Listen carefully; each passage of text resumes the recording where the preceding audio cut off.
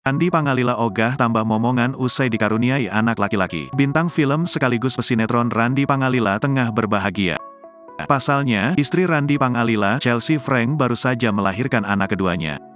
Kabar bahagia itu juga disampaikan Randi Pangalila melalui akun Instagramnya @ranpang.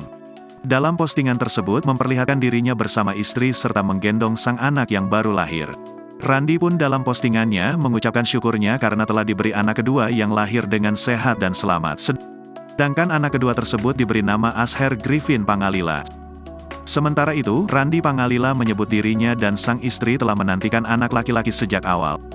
Puji Tuhan kami dikaruniai anak kedua jenis kelamin laki-laki. Memang anak laki-laki ini sudah kami nantikan sejak awal, kata Randi Pangalila. Setelah mendapatkan anak laki-laki, Randi Pangalila menuturkan bahwa dirinya dan sang istri tak ada niat untuk menambah anak lagi. Iya, kami merasa sudah cukup dan komplit gitu, punya anak sepasang gini. Sudah tutup pabrik lah, ungkap Randi Pangalila.